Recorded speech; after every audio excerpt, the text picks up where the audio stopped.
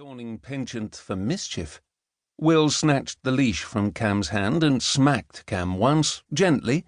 Her violence upset Georgette and was repellent to Will's instincts as a trainer of dumb beasts. "Neither of you will take Georgette to the park until further notice," Will said. "If you want to attract the interest of the ladies, I suggest you either polish your limited stores of charm or take in a stray puppy." "A puppy?" Cam asked, opening a drawer into which he had no business poking his nose. "Puppies are very dear." Nature had intended that puppies of any species be very dear, for they were an endless bother. Ash, having attained his majority, occasionally impersonated a responsible adult. He ceased his dramatics and perched beside Cam on the desk. "Shall you apologise to Lady Shakespeare, or to Effington's knees?" Ash asked. "At length, or go for the pithy, sincere approach? Headmaster says no blotting, no crossings out, no misspellings. I'm happy to write this apology on your behalf, for a sum certain." Ash had an instinct for business. He had read law, but he lacked the cunning Cam had in abundance.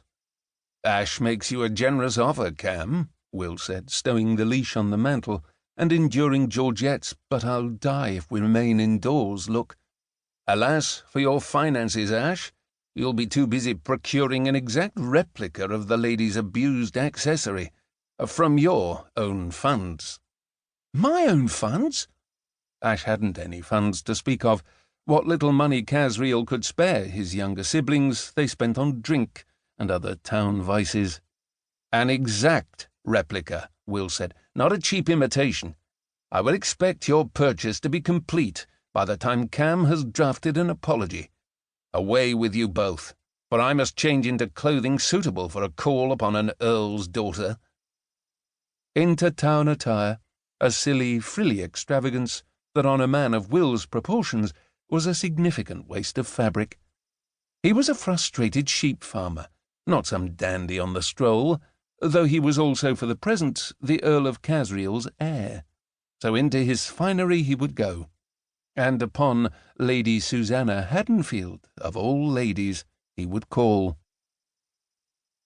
"A big, well-dressed fellow is sauntering up our walk," Lady Della Haddonfield announced. "He's carrying a lovely purple parasol. The dog looks familiar." Though dogs occasionally accompanied their owners on social calls, men did not typically carry parasols, so Lady Susannah Haddonfield joined Della at the window.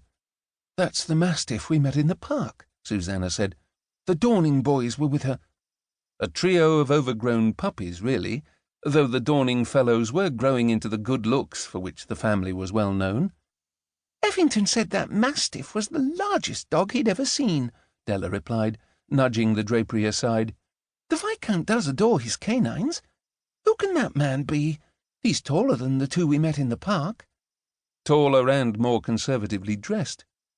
"The Earl, possibly," Susannah said, picking up her volume of Shakespeare's sonnets and resuming her seat. "He and Nicholas are doubtless acquainted. Please don't stand in my light, Della." Della, being a younger sister, only peered more closely over Susannah's shoulder. "You're poring over the sonnets again. Don't you have them all memorized by now?" The genteel murmur of the butler admitting a visitor drifted up the stairs, along with a curious clicking sound, and then— "That was a woof," Susannah said, "from inside the house." "She seemed a friendly enough dog," Della replied, taking a seat on the sofa. Della was the Haddonfield changeling, small and dark compared to her tall, blonde siblings, and she made a pretty picture on the red velvet sofa, her green skirts arranged about her. "She's an ill-mannered canine," Susannah said, "if my parasol's fate is any indication." Though the dog was a fair judge of character, Lord Effington fawned over all dogs, and occasionally over Della, but Susannah found him tedious. The Dorning's mastiff had lifted her leg upon Lord Effington's knee, and Susannah's parasol had been sacrificed in defence of his lordship's tailoring. Beresford tapped on the open door.